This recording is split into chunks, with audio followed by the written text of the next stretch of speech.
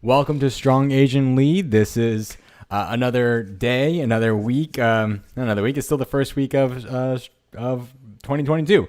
So I'm super excited to just be back. I feel like I'm on a schedule. This is like every 6 p.m. Excuse me, every 6 p.m. I am doing this live stream, whether it's Instagram, Clubhouse, or the YouTubes and Facebooks. I don't know what it is. I'm still new to all this, but for me, I've got it all set up. I've kind of got the hang of it. I know where my computer is going to crash. I got the OBS, which is onboarding broadcasting system, something. It's a free software. So if you're looking for something that you does live streaming from both live streaming from a computer to do, I guess something in my throat, so I'm gonna have to hope it's not COVID. But it does a whole live streaming. You can do it with Restream, which does it to Facebook and YouTube at the same time. You can buy more, whatever it is. That's the whole thing. But anyways, we're moving forward. Welcome to Strong Asian Lead. My name is Masami Moria. We're gonna do this every Monday through Thursday. So I'm excited just to kind of keep this rolling. Monday and Wednesday, what we're going to do is I'm going to just talk and just do like a podcast. So you can listen to the podcast, excuse me, on the podcast platforms, whatever it is. I keep getting these notifications that I need to like get stopped. No focus. There we go.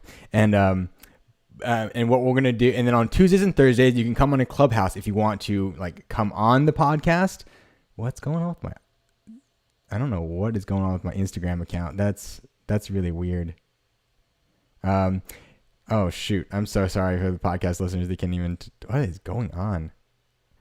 And it must be the internet service or something. I'm going to pause this, thing and do that later. Let's do it again. Discard. And let's go back.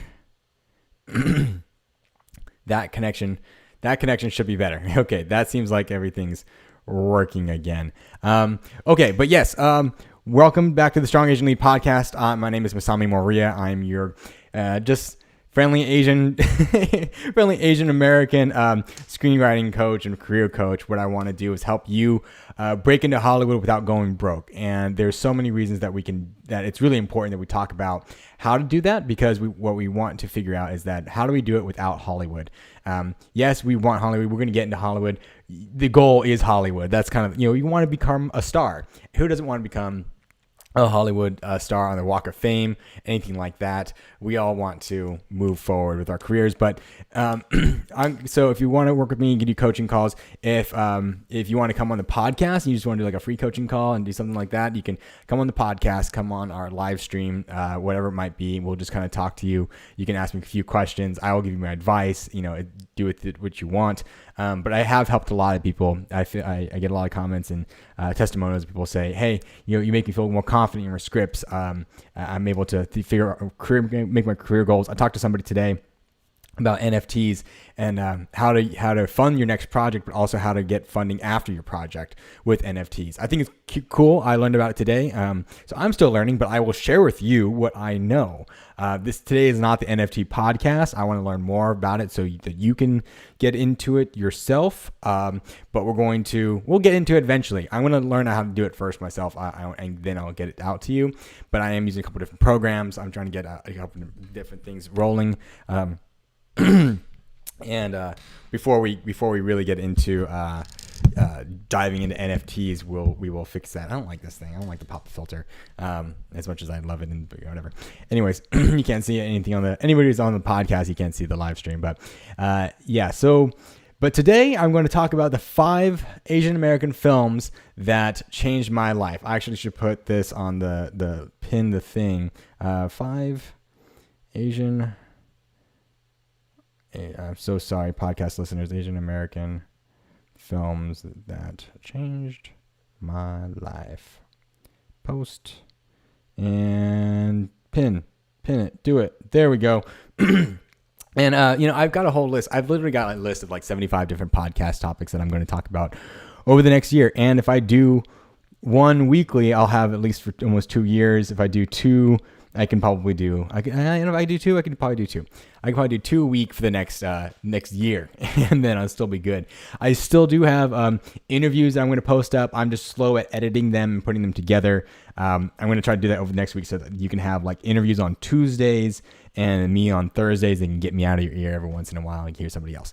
But before we get into everything else, if you want, please subscribe to whatever it is. If you're already listening, you're probably already subscribed. So at the very least, maybe share with somebody. It'd be really cool. I appreciate that. Again, you can find us. I know one person's on Instagram watching right now. You can find us on YouTube, on Facebook, on the Instagram Live, on Clubhouse. We do it Monday through Thursday. I'm already repeated this a couple different times because I'm a little excited and stuff like that right now.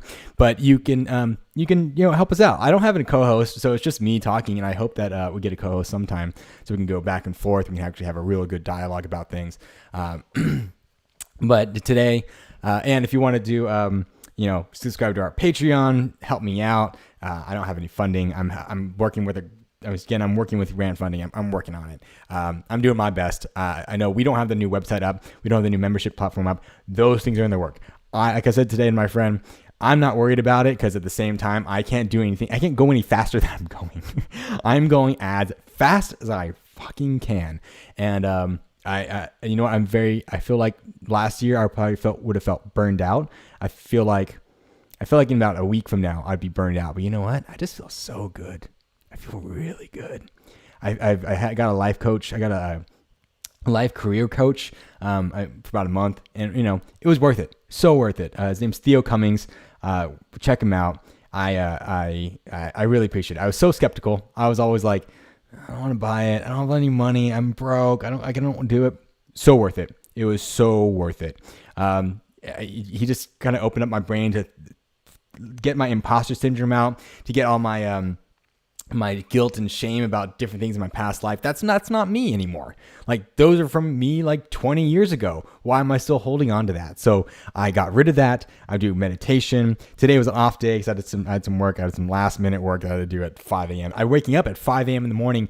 I'm drinking what I call ugly juice because it makes me look beautiful. It's like carrots and celery and cucumbers and beets, and it actually tastes really good. I'm getting really better at mixing fruits and vegetables and then just drinking it. I have a banana with myself. If you're on your New Year's resolution, like, you know what, a juicer was thank you, Mom and Dad, for my Christmas gift. Like that was the thing I asked for, and I just feel like I'm having so much more vegetables, and I don't crave snacks anymore, which is fantastic. Like I don't crave junk food. I just want like healthy food. I think it was like a couple weeks ago, my grandmother and I, we always get lunch like every other week, and she was like, "Oh, go get food. Go here. Here's $20. Go get whatever you want." I was like, "It's Ontario, California. It's shitty out there. It's like suburbs of a cow town and an airport and a mall. Like that's all it is. And it's just like junk food. It's all, I love the burritos. Some of the burritos are really good, but it's mostly like McDonald's and In-N-Out and the Chick-fil-A and just crap. And I ended up going to like a ramen shop. It was good. It was just so heavy. It was just so much. I didn't feel great. It tasted really good, but I just didn't feel right. And even today, I made I made fried tofu last night. I put it in the air fryer, and that was really good. And I made some today. I had some chicken that my aunts made from New Year's Eve. I bought brown rice. Like I never buy brown rice, and I bought a whole like 10-pound bag of it, and I actually like it. I feel good about it, and I actually mixed in 1 cup regular sushi rice with 2 cups brown rice, and that'll last me a few days. And that was like perfect. It actually tasted just like normal white rice that I usually like. So I just know it's healthier for me. And if that's something that's you're curious about just doing more for yourself, I think you should do it. I encourage you to do it. Like just get healthier. I'm going for my modeling and acting these days. I'm working out in the mornings. My inspiration right now is Tommy Kono. If you don't know who Tommy Kono is, he was the 2-time Olympic gold medalist for heavyweight lifting. He had a silver medal. He lost that silver medal. He just left it somewhere. And but he was, I think I counted it was an 11 I think it was 11 gold medals over his life, whether it's world champion or country champion, national champion, stuff like that. And he was just built. He was a 5'5" Japanese American Nisei, and he was built. My grandma and I watched a documentary on him. He was like, yeah, your grandfather knew him. He lived in Sacramento with us. Like he was a normal guy. And he lived in internment camps. Again, I'm Japanese American, so you're gonna hear that all the time in this podcast about the camps. And I'm just gonna call it the camps because that's what we call it. You know, I have to explain to other people like it's the incarceration camps, it's the quote unquote internment camps. We just call it camp. That's all the camp we ever go to. We don't go to summer camp. We go to internment camps.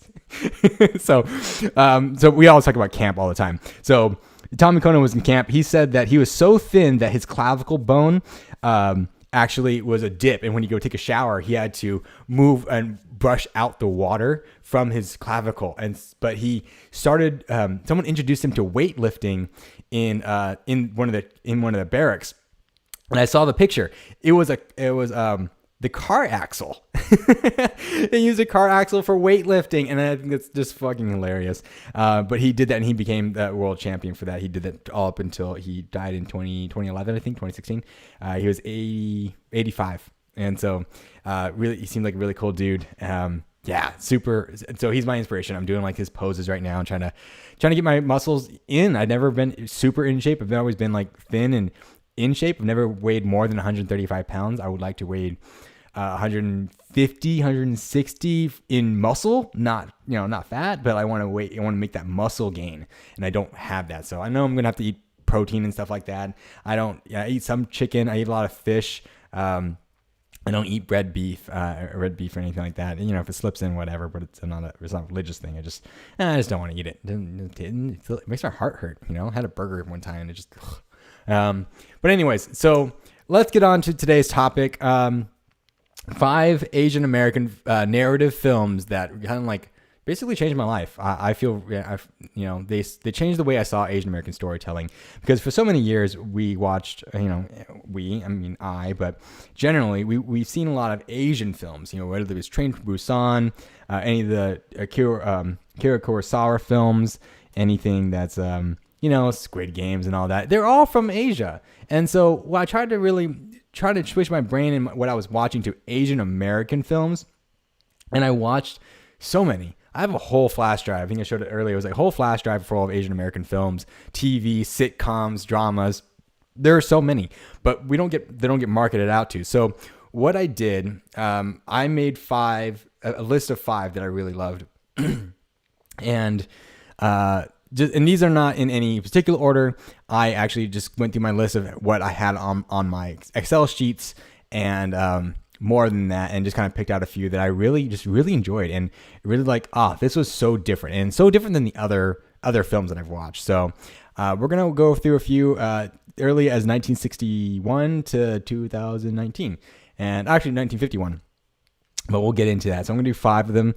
And I'll talk about them a little bit, what they meant to me, and I hope that you get to go watch it. A lot of these you can watch online, whether it's on Tubi, on YouTube, on Netflix. Just go look for them. Only one of them you can't find online, and I'll tell you a little bit about that later and how I got to watch it. But here we go. No particular order. We're gonna start off with "Always Be My Maybe." "Always Be My Maybe" was great. It was 2019. It was Randall Park. And Margaret Cho. Nope. Ali Wong. I'm so sorry. See, I did the Asian thing. And Margaret. No, I said it again. See, and Ali Wong. And it was just so wonderful. If you haven't watched it, it's on Netflix. It's a Netflix production, and it was just such a film that changed the way Asian American films are. Like, it came out there on the year after Crazy Rich Asians, but even then, Crazy Rich Asians was like about being Asian, and it was just so like on the nose. It was just so, we're going to go to the other country. We're so different. We're so foreign. We're so, this and this. Let's play the accents. We're so rich. I'm like, that's not me. That's none of us. That's not who most of us are. We're not rich. I know there are rich people out there, rich Asians, but That's not us. That was a hyper extended film. That was over the top. That was extra Hollywood. Always Be My Maybe I felt was like a down to earth movie that was so much fun, a rom-com that had a lot of heart in it, and just a feeling of this is the way Asian American film should be done. Right? So let's think about that. Randall Park lived with his father, James Saito, and he was a stoner. He loved to play music. He worked with his father in his handyman service, and he just had a lot of fun. He was a rapper. He made joke raps. He was not rich. He was not extra broke. He had lived in San Francisco, so he can't be that broke. And he wanted the girl, right? He wanted the girl and couldn't have her. He wanted to go in the beginning and didn't get her. He wanted to go later, was nervous. And then Ali Wong was dating Keanu Reeves, and he was like, oh, it's Keanu Reeves. I don't know what I'm going to do with him. And then he gets her at the end. And then, but they don't like pin the nose on it. We're Asian. This is Asian things. We don't do that because we're Asian. It was just like, no, they're American. They're living in San Francisco. And they stayed in San Francisco, right? They didn't go back to China. They didn't go to Japan or Korea. They're in San Francisco. Like that makes a difference. And because I know I could go there. It means that I can go visit, but I can also see my family there. My family lived in Sacramento, and they always go to San Francisco a lot of times. And so I don't know. It just feels like that part of it made me feel connected. And you just wanted to watch that film and have fun with it and laughed. You got to see Keanu Reeves, and he's awesome in itself. Then he gets punched. Like, you never see him get to do that. Anybody gets to punch Keanu Reeves and actually win, because Keanu's always the badass. And then you have Ali Wong, who is so funny. She's energetic. She made fucking funny jokes. I actually haven't seen the movie in a while. I've been wanting to watch it. I have been listening to the soundtrack, because Randall Park as a rapper, if you haven't seen him rap on YouTube or in other places on battle rap or anything like that, he is fucking hilarious.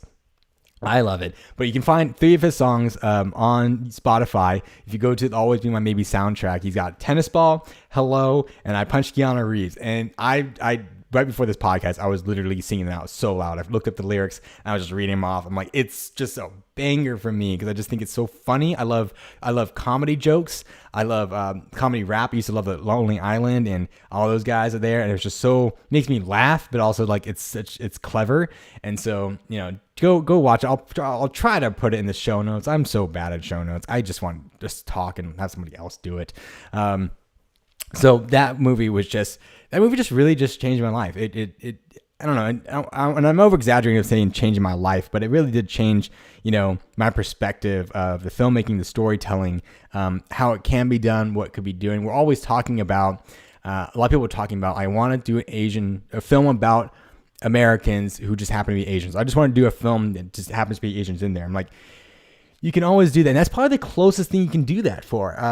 That and Never Have I Ever. It's just like, here's our people living in a situation in America. They are Asian. Well, we're not talking about them being Asian. But at the same time, every little bit that was them being Asian mattered, right? That was like, it was the first scene of that Always Be My Maybe was the girl walking into her house and taking off her shoes, and then making food for herself and doing the little rice ball thing. And like, see white people making rice. They just don't make rice. They don't have a rice cooker. Like, my sister's, dating a white dude, and she actually got him a rice cooker for Christmas. And they're like, we're going to make rice for the first time. I'm like, it's like, we're trying to make fried rice. I'm like, that's pretty cool. Good for him. Good for that kind of stuff. But they didn't have a rice cooker. I'm sure they made rice on a pot or something like that. But come on, I make rice every other day. Sometimes I just make it twice a day. I've never done that, but it's a joke. But I make so much rice. I make it all the time. Like, it just puts that one button. I don't need the zero Oshi with the music and all that stuff. Just the one button. That's all I need. That's all I've ever had. That's all I ever want. If I ever get one of those zero sushi, you buy me one of those zero sushi things that sings the music when it's done. Not only I'll use it, but I'll probably just use the one button, because I won't want to learn it, and I won't know what the difference is. I won't know. I just need a 3 cup. When I get older and have a family or something, I'll do the 6 cup. Like, it just needs that one fucking button. My grandma had it. My aunts had it. I've had it. It's just, that's all I needed. So anyways, off topic. That movie made me just feel good. And I need to go watch it again. Oh, I think my window's open. Let me go close that real quick.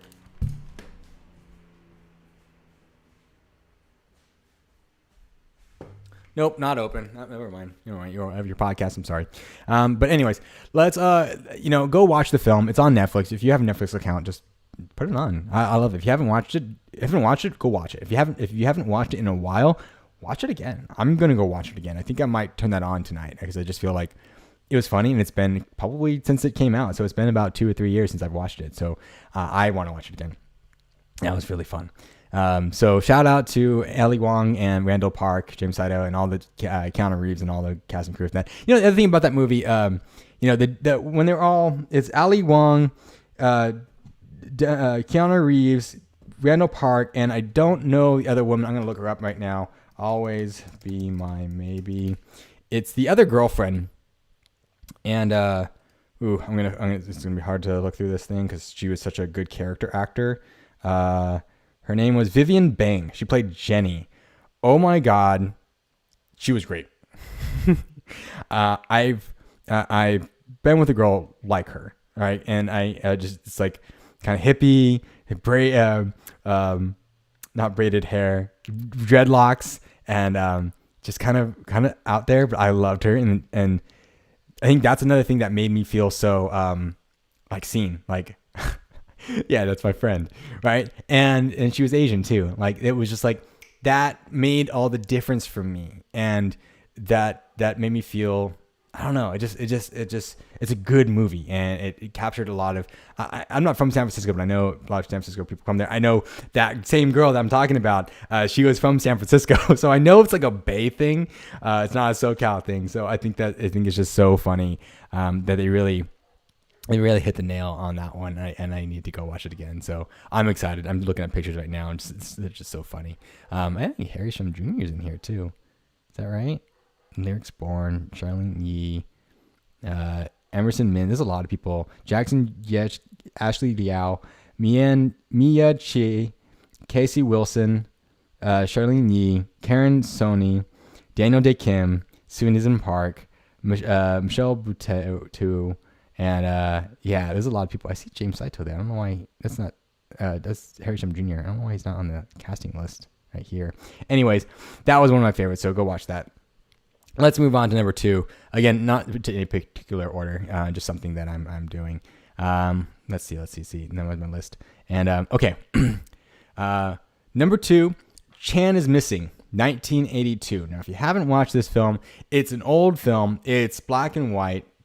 It's kind of neo-noir. It's not that shades in the glass in the window thing. It's Chinatown, 1980s. A man named Chan got into a car crash, and he went missing. The police tried to find him, and he fled the scene, and they're just looking for him. He's missing. They owe him. He owes them money, and they're just looking for him. They're finding a way around. It's super indie, and that's what I love about it too. It's like, they just took a camera with them and said, say these lines and make this movie, and just like go through here. But a little voiceover. There's a little, it's a kind of a mystery. They do some scenes, and you're just going through Chinatown, and they talk about what it means, kind of what it means to be Chinese. And there's a specific scene in the beginning, and it really hits me hard. It goes, so there's a difference between the grammatical structures of a sentence in Chinese versus American.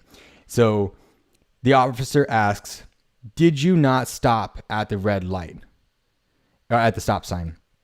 And the quoting is like, Chan said, "No." And so, but what does that mean, right? So the police officer, because like he's saying the Chinese, it's like, "No, you did not stop." He's answering, "No, I did not." It's like, I did not stop, but he did stop. But the question was asked weird. It was asked, did you not stop? No, I didn't not stop. I stopped. What? But you're like, it gets you confused, but you're like, you get it. And it just makes like, oh, you know what? Maybe the grammatical ways of saying something, me saying something, and then to someone who has a different language structure than me might have a different way of becoming, me understanding what you're trying to say. And I thought that was just something, I don't know, that's something that I didn't understand and didn't know, but you know what, that taught me something. And I think that's something that's really important about teaching through film and teaching about culture. This wasn't about being Chinese. It was, but it wasn't. It was just like, I'm looking for Chan. Have you seen Chan? He owes us money. And it's just, it's kind of slow. It's the 80s movie. It's an 80s movie. It's not any, John Hughes or anything, but it's an 80s indie film. But it's like, they didn't do it with a budget. I would love to hear the story. If anybody knows any documentaries about Chan is Missing and how it was made, there's some good people in there. And I think I've seen a few of the actors there in and around, but it just feels like any indie movie you'd see today. And I think that's, it doesn't look like it really, but it feels like it.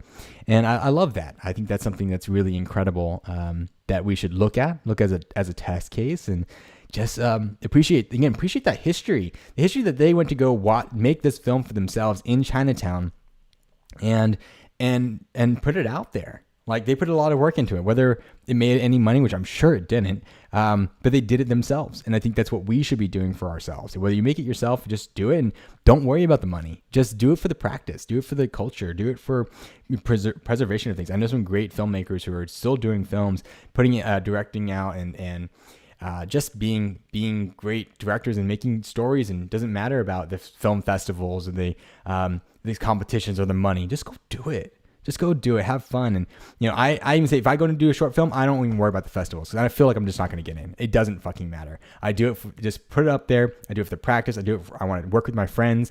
I want to do it. I just want to make stuff. You want something for real? I'd probably do that. Now, it becomes tricky when, I don't have a job or anything and I'm doing strong Asian lead for a job. But like, that's what we want to do. And I'm going to find ways to get money so that I can make documentaries, so that I can do things in that ways and all this stuff that we want to do. But we need money because I need to pay somebody else to take over certain tasks that I can't do. Again, things are going to fail right now. I'm mostly just here to get on a schedule of podcasting, not necessarily even social media. I try to post it up every once in a while. I'm not great at it. But even recording myself, I started doing that 1 second a day video stuff, and it's kind of cool. It just makes me into practice of doing something. Again, practice and discipline will get you everywhere. And I think it's so important about just putting yourself into a practice. Even I have my schedule, my daily schedule. This is what I'm doing. I feel good because I know if I'm not doing it by this time, then I am skipping it or I need to put it somewhere else. Today was an off day and I felt off, but you know what? I just go and say, tomorrow's another day. I'll do it tomorrow. I will get there. I will have my schedule and get back on schedule tomorrow. Wake up at 5 and do my drink and do a workout and get back on. I will be on my live again, streaming at 6 p.m. tomorrow. Like, this is, it's actually easier for me to do every day at 6 p.m. doing a live stream than it is for me just to do it once a week. It's weird, right? It's just like, it's easy for me to know that that's what I'm going to do every day at 6 p.m. is talk about the industry, talk about Hollywood, help you work with your projects, help people get their understanding of Asian Hollywood and do something about it. So it's funny, but again, for yourself, it's like filmmaking, just get into a practice of doing it. Get into a practice of editing, screenwriting, and whatever it might be. I need to get back in my discipline of writing, but it's hard when you're just doing stuff. But anyways, again, Chan is Missing. Go watch it. I'm sure if you look it up, I will try to put at least the IMDb Pro link on the show notes and stuff like that. But it's a really great movie to go put on, get stoned and watch it. That's probably the best way to watch it is to get stoned and watch it. We watch it with your friends. We're going to try to do something in the future where we're doing a film festival style and watch these things. And I think it's really fascinating that these films are still available. So that's number 2. We're going to move on to number 3. I'm going to pick one. Let's do Year of the Dragon. Year of the Dragon, 1975. George Takei, I feel, again, in his biggest role. I've not seen him in Star Trek, but he's not the lead actor in Star Trek, right? This is George Takei in a leading role as a Chinese American man during Chinese New Year with his family in basically one room. There's maybe 2 rooms because they go into the bathroom, but in their apartment in Chinatown, I think LA. They don't actually specify. And I think it's fascinating. Now, I watched it with my grandmother, and I sent it to my other friend, and he watched it. And like, they just talk so fucking fast. And I don't know if it's because it's a theatrical play. So it was written by Frank Chin. It was a stage play that they turned into a filmed version of the stage play, which I think they should always be doing that anyways. But they talked so fast, it was hard to understand most of the time. It wasn't because it was in Chinese. They were just talking really, really, really fast. And it was like, okay, slow down, Kimasabi. Like, it's just so much. But what I loved about it was just such a different dynamic. It was, Chinese family, which I'm a Japanese family.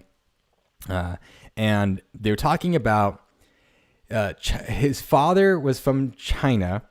He married a bride, came over to America, left her for whatever reason, had another family in America, and then they called him China Mama. China Mama came over to America, and now they're kind of trying to live with him. And so they're like, no, you've cheated on me. You have another family that we didn't even know about. We don't want to live with you. She is not my mother. She is not this. She doesn't belong here. All that kind of stuff. She is from the old country. All that, stuff like that. And I just think it was so fascinating because you see George Takei just angry and mad and happy and just this all his range of emotion, and he's so theatrical about it, and I think it's just so fascinating. And so if I could play like clips and stuff like that, it'd be really quick and be really great. Maybe I'll find a way to do like audio clips on the podcast and stuff like that sometime, but I know there's copyrights and stuff that I don't really want to work with. Hey Stacy, but I want to hey Stacy, I don't know if it's like working or not. And so there's just Year of the Dragon was just such another film that goes like, whoa, they did something like this, and the way the actors, not even necessarily the story, the way the actors were who they were, because they also brought in a white man who was the boyfriend or the fiance of the sister, and they're like, this white guy doesn't understand what we're talking about. We could talk about about his back, and he was just playing along, and he just good sport about it. He's like, you know what? Happy New Year, gong fast story. And I was just like, oh, that's really cool, and I think that plays a dynamic of family relations, but it wasn't centered on a white guy. Like, that was the biggest thing. He's like, should I even be here? This is like a very family drama. Like, no, your family, just you don't even understand. We'll speak Chinese. And so you sit down and whatever. And I think it was just fascinating. Even China Mama barely spoke the whole movie. So I think it's just a really good movie to watch. Now, this one you can't watch online. I looked so many places. I couldn't find it. I actually found it on VHS. So you can actually buy it on Amazon, but it's like $60 for the DVD, but it was like $10 for the VHS. So my grandmother has a VHS player. I know how to digitize VHS tapes. So I went to her house, I hooked up the screen, got the digitizer, we watched it, and I digitized it at the same time. And what I did, I took it together, and now I can watch it anytime I want. So, no, I think that it's just a way that we could, preserve that history, also learn about it. But I think it was so fascinating. I think we should be watching these films because it's so important for us to do. So yeah, Year of the Dragon, incredible, just film, just acting, the acting. Like, that's the thing. It's like the playwriting and the acting. It wasn't about the filmmaking, all that stuff, because the filmmaking was terrible. The lighting was not really great. But the acting was really intense.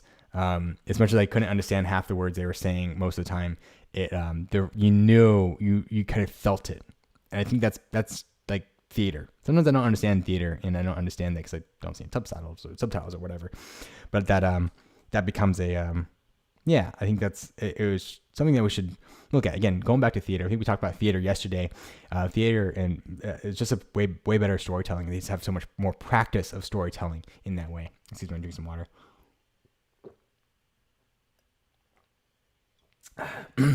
Yeah. Much better. So yeah, Year of the Dragon, 1975. Look it up. I'll try to put it in the show notes and stuff like that. Again, I'm not really great at that. We're going to go on to the next movie. Ping Pong Playa, 2007. This movie is fucking hilarious. So it's about a Chinese American boy who wants to play basketball. He just wants to play basketball. That's all he wants to do. But his family's in trouble. His family needs money and rent money because I think they have a restaurant. some sort of business that's not doing very well, and they need to pick on bills. So he's been tasked to go help the next generation of Chinese ping pong players, and he doesn't really want to do it. He's kind of getting there. He's just, he'll play this. He knows how to do ping pong. He just doesn't want to play it. He's like, no, this is so Chinese. I don't want to do that. I want to play basketball. I want to go play with the boys. He's such a good actor. Like, let me look up a little bit, because I think it was just such a funny thing, and I think it's even more interesting, because he was like, ping pong is like within our culture. It's within our blood. And I'm like, that's so interesting, because it's definitely not in mine. But he's just so real about it. He just really wants to be that thing. His name is Jimmy Tsai, TSA. I hope I'm saying that right. There's a bunch of Asians in here, Jim Lau and stuff like that. I think it's just so. Where's the thing? It says, a kid dreams of playing professional basketball in order to escape his dead-end job living in the suburbs. But his bossy older brother and leaving from his bossy older brother and is running his mom's ping pong class. Director was Jessica Yu, and I think this is so funny. If I can play like a trailer, we can kind of listen to it. I don't know if it's going to play on my OBS or not. It should. Come on. You can do it. You can do it, baby. Whoop, whoop, whoop, so loud, so loud, so loud. Meet Wang. Mr. Wang? It's Wong. I'm sorry, Wong. Not Wong. Wong. Wong. Wong. Christopher Wang. Chris Wong walked the walk. What up, player? Yeah, what's up? Talk the talk. Stop like a turkey. And slept as late as humanly possible. But his perfect life is about to be wrecked. If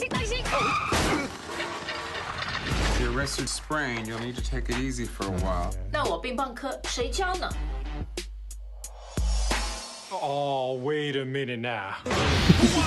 Now he's running the business. Isn't she that Coach Wong broke 10 bones? Her they had to cut off her arm. What are you smoking? All y'all need to know is I'm gonna be teaching for a little while. Game over, sucker.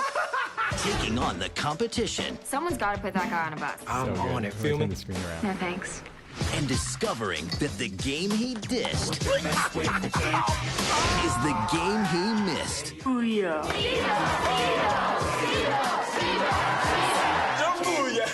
This fall, serve it up. This is standard ping pong clothes. All competitors wear these. Oh, hell no. I said I was gonna play in a tournament, but I didn't agree to wear no damn Daisy Dukes. They see what? Because life isn't the only thing that's short.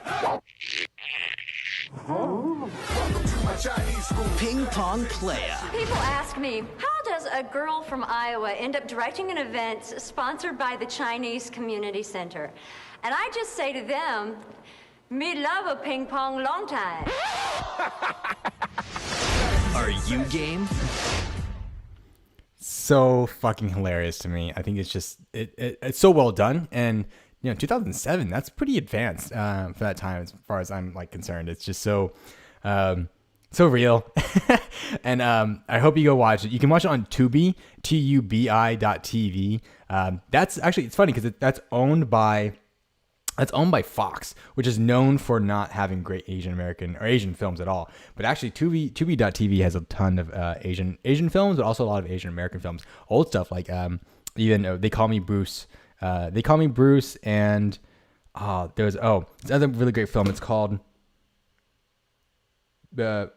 Cheer Up, Mr. Chan. I believe that's what it was, and that's really good. It's a Korean film, I believe, but that one was beautiful. I cried at that end. It was like, ooh, that was something. That was beautiful. So, I'll try to put that Ping Pong Playa in the show notes. But again, I'm not really great, so if I forget about it, sorry. But yeah, you can watch that, and I think it's so worth watching. I would watch that again because it's just yeah, they did a good job. So, shout out to Jessica Yu. We have one more. We're going to do Flower Drum Song 1961. So this was the first Asian American movie with Asian American actors as a full cast. And I'll be honest, I've not finished watching it. I'm in the middle of watching it, but so good. So funny. Like, we got so many great actors in there. You got You got Jack Sue, Nancy Kwan. Oh my God, James. Nope, not James Saito. Don't.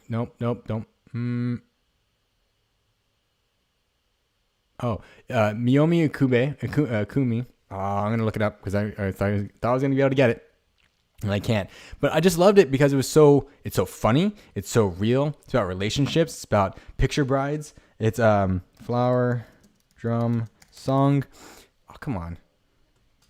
There we go. And it was just it's just a beautiful film. Now James should get it. That was the other name. Beautiful. And what it is it's a musical based off the story of C.Y. Lee. And most people really hit it. Miyoshi Ukemi, and she won an Oscar as well. And so what I love about it, it's so good and so funny. Jack Sue is just an amazing character. This is his, as far as I've seen, this is his best role. I haven't watched all his films yet, but this is his best role. No, I don't want to exit. And and the thing about it is that people talk about it as Rodgers and Hammerstein because that was they did the musicals, and at the end there are two white men doing musical about Asian people, and it does have its racist tendencies. It does the ding ding ding ding ding ding ding. I'm like, come on, or the bow, extra bowing. But let's get beyond that. Again, the people who were part of the movie, Jack Sue and Nancy Kwan, I've seen in the interview, they actually said you can. They said it didn't feel racist because the story was right, and as much as the music was really kind of weird, it was still right, and it felt right. And I watch it now. I'm like, the music's weird, but the story feels good, and so it's a staple. If you haven't watched it, go watch it. I don't know if they ever did a Broadway play. But I think it's so important that this is like a staple within Asian American history. Forget about Crazy Rich Asians being the first, or even what's the other one? I always forget the other movie.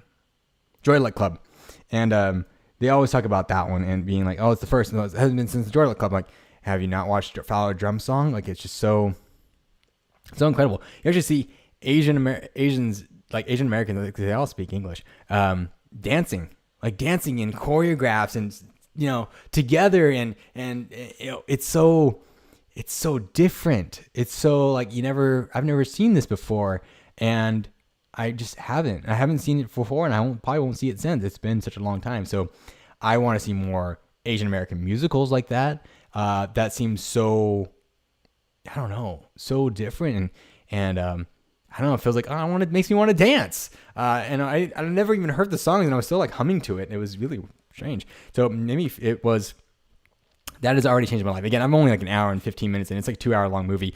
You can watch that on YouTube. You can also watch it on Amazon Prime. I'm sure you have to pay for it, but you can just search for it. You can watch it on YouTube.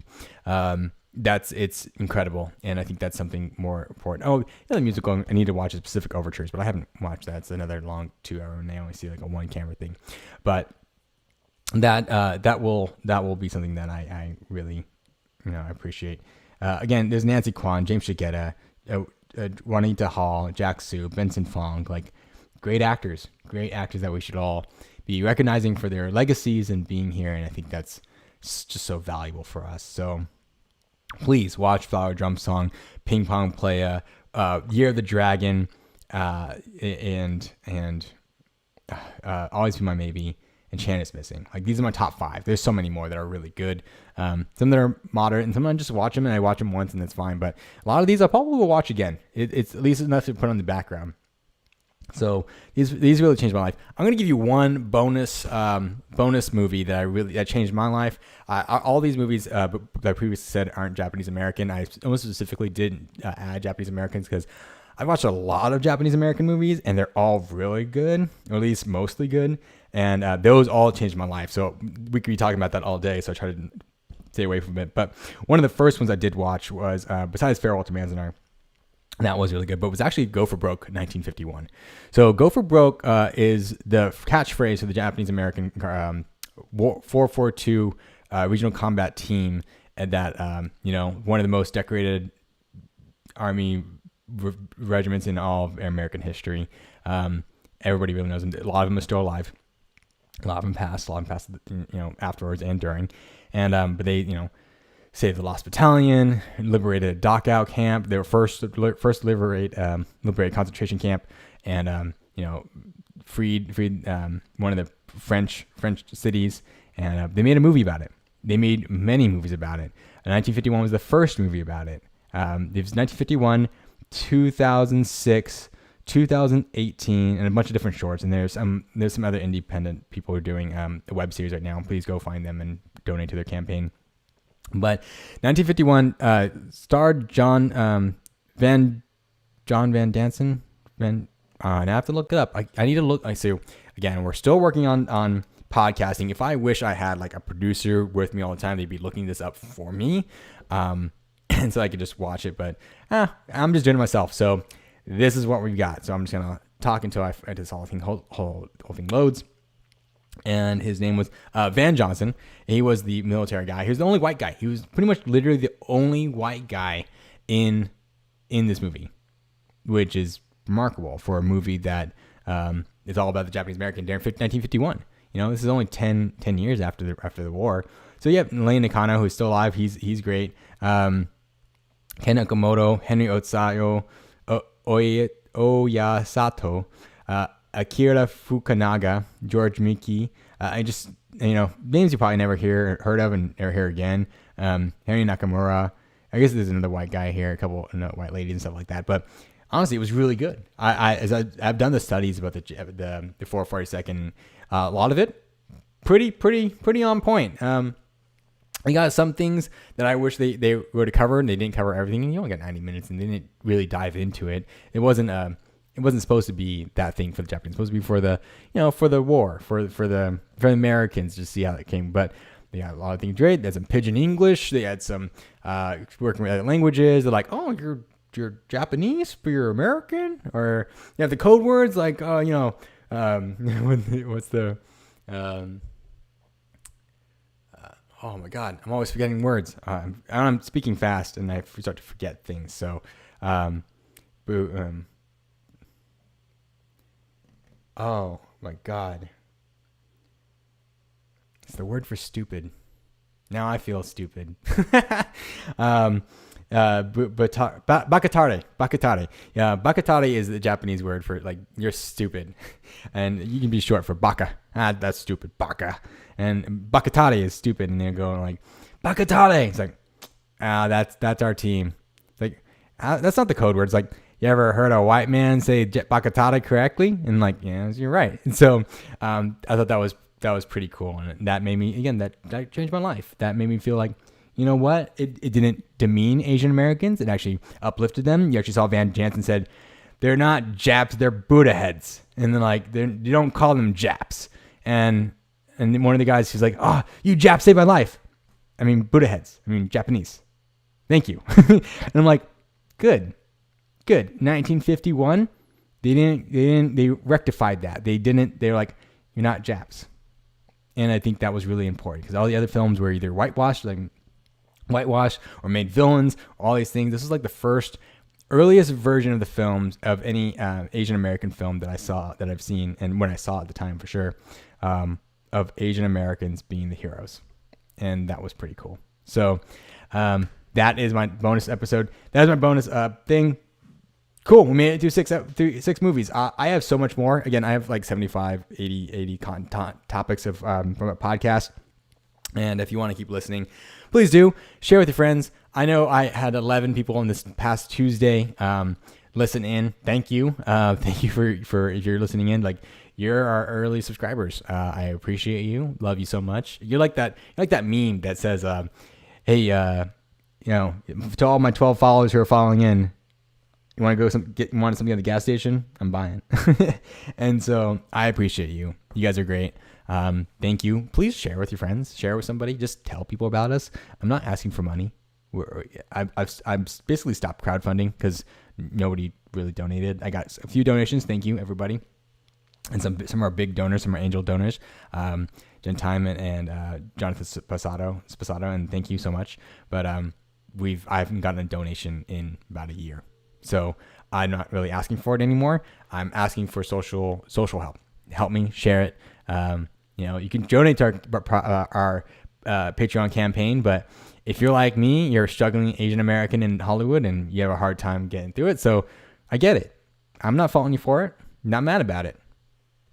That's it. So, but I do ask that you share. I know nobody's shared. I'll say that. I do know that I've not seen anybody share our podcast episodes or share our live streams or anything like that, because I do see those stats and it's like just me. So if this is helpful at all, this is at all entertaining, if you just like the sound of my voice or whatever, I hear it all the time. People come in the Clubhouse, thank you for doing this thing. And, this is really cool what you're doing. And I just like, well, I'll come in the next room or whatever, but then they don't share or ping people in, and that's not helpful. Like, I think that's how, if you ever see me, liking your post or sharing or just commenting, I learned that if I just comment, I might just comment like emoticons on your post. It's because it helps your algorithm. That's not taking out of me. It's just helping your algorithm. I wanted to help you do that. I stopped just liking things that I just want to like. If I like you as a friend or something, I'm going to put a comment in your post so that it also gives you an opportunity to comment back, and I might comment back. It just helps you do your thing. Comment on my stuff. I appreciate that too. Just drop a emoticon emoji. I don't really give a flying shit. I don't care. You don't have to write something out thoughtful. You don't have to be cool. Just say thank you, hi, whatever. It just helps the algorithm. That's all that really matters. I don't give a shit about social media. I do it because if I don't do it, it doesn't go, nothing gets anywhere. But if you think what I'm doing here at Strong Asian Lead is something that is helpful, it's going to help the community. I'm not getting paid for this. I've helped so many good people. People keep telling me it's great, and I'm going to keep doing it. I've been doing this for 2 years. Yes, John Ong, thank you so much. Engagement. Like, that's the whole point. We need engagement on these things. I don't like to do it, but I do it because, it helps you people, but help me as well. Like, that's all I'm really asking for, is that you share it, you do something, because I want this to do very well, and I can't do it without the support. And right now I don't have any money to get the VAs or social media manager to do all that for me. So I need the community's help to help me share and do things. So if this has all helped, just share the Instagram profile, share the link. We're going to do our new website and membership platform is still in development. So I don't really care that you do it now, but get into a practice. Again, going back to practicing and discipline, get into a practice of sharing with one friend. Here's the challenge this week. Share Strong Asian Lead with one friend, one Asian American in the entertainment industry, and especially in film and television. You can do comedy and music and all that, but mostly just in film and television, because that's what helps. I literally sent the Japanese actors list that I put together, a casting call. Someone sent me a casting call for voiceover for a 55-year-old, I should do that one too, 55-year-old voiceover, and I can't do it. I can't do the Japanese Osaka accent. So what I did was I shared it with all my other Japanese actors that I know may not be able to do that.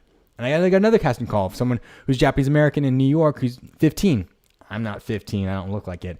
But I'm going to share that casting call with them because either they're going to be able to go for it or they're going to know somebody.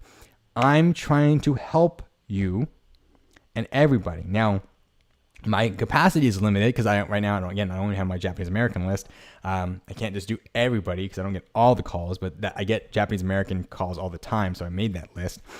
The new platform that I'm making and with the Scale Growth team is going to help us do that so that I get casting call, I can post it up, and I might tag it Filipino, I might tag it Japanese, I might tag it Korean, Chinese, Malaysian, whatever it might be, because somebody's going to always look for that, and it'll be automated. And then you can post it up too, and then it'll send out to other people. I'm doing my best to help, but I need the community's help to help me do that. So the bigger we are, the bigger we grow, we can all pull in. I'm talking with the good people, and I really appreciate that. And so it's working. We're coming up on 2 years starting in March. So, and I've been doing this alone by myself for almost a full year. So I'm really proud. I'll be honest. I'm proud of myself for doing this. I'm proud of myself for sticking out. This month I've started doing, live streaming once every day at 6 p.m. for at least an hour. So come join in, listen to the podcast, share the thing. I've enhanced my own work, and that I've done so much more than I'm used to doing, and I'm not even burning myself out at this point. Like, I'm doing so much that I've gotten to a practice of doing it. So I'll stop speaking. I'll get you out of here, but I need your help, and the best thing is you can do share. So, thank you for listening. Thank you for tuning in. If you're on the live stream, thank you. I can't see you. My computer will break if I turn on the YouTube and the Facebook just to check. So I will check your messages later. I'll respond to them probably. It won't be a lot, so sure. And hit me up if I can help you with your screenplays, a little bit with your acting. If I can help you just get your first step into acting, if you don't know where to go, this is what I do. This is what I want to help you do. I want to help you get your careers. Again, I want to help you break into Hollywood without going broke, because you can go broke doing this. And a lot of friends are going broke doing this. So I want to help. Again, follow us on Instagram, everything's Strong Asian Lead, Instagram, Twitter. We post casting calls on our Twitter account, and Facebook, Instagram stories. So put your notification on to whatever. Join our clubhouse on Tuesdays and Thursdays at 6 p.m. Join the conversation. We have guests. We have people coming on. I will be doing my interview podcast and posting those up. I'm really slow at that. I will be better at that. Doing that. We do have at least like 12 interviews that I've recorded already. I have some more in the works. And they're really good. They're really good from legacies of our people, and you really want to hear from them. So I just think I have some bad edits somewhere. I think I say Strong Asian Legacy instead of Strong Asian Lead. I don't know if I need to change that. I might just post it and make me helpful. It makes it easier on me. But we also don't have any show notes and all that kind of stuff. So, anyways, thank you for listening in. Thanks for tuning in on the podcast stuff and live streams and all that. And I think that's it. Hit me up. My name is Masami Moria, and yeah, do well. Have a great week. Have a great weekend. Be disciplined. Get into our practice and work with each other. So thank you so much. Have a good night.